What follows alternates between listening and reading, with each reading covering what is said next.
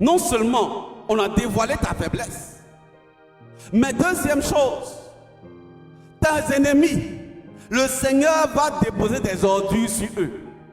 De telle sorte que de manière spirituelle, tes ennemis commencent à sentir.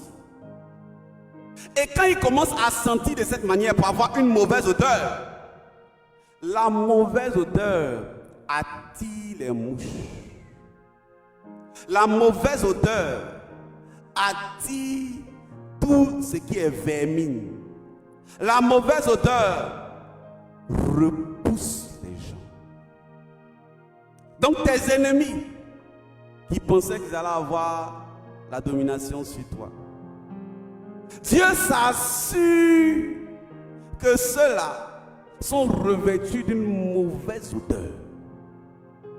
Et que, après la mauvaise odeur qu'ils ont revêtue, les mouches qui représentent tout ce qui est esprit mauvais viennent maintenant aggraver l'affaire.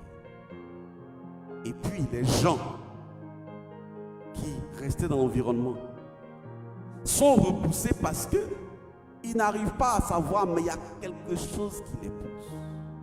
Une mauvaise odeur qui n'arrive pas à tenir.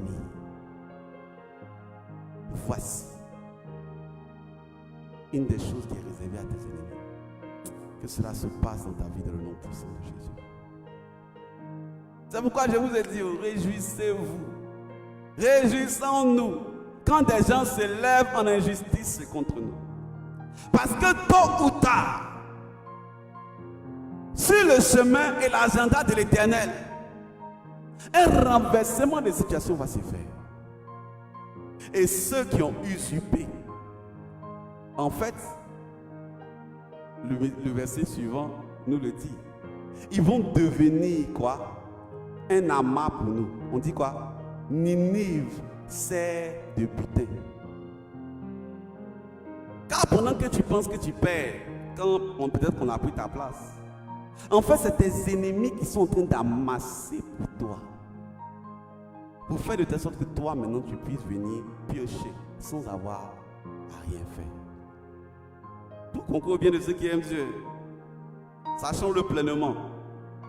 C'est pourquoi je reviens encore à le demander chaque fois, en qui as-tu mis ta confiance? Si tu as mis ta confiance dans les hommes seront ta récompense. Mais si tu as mis ta confiance en Dieu, tu ne seras jamais déçu.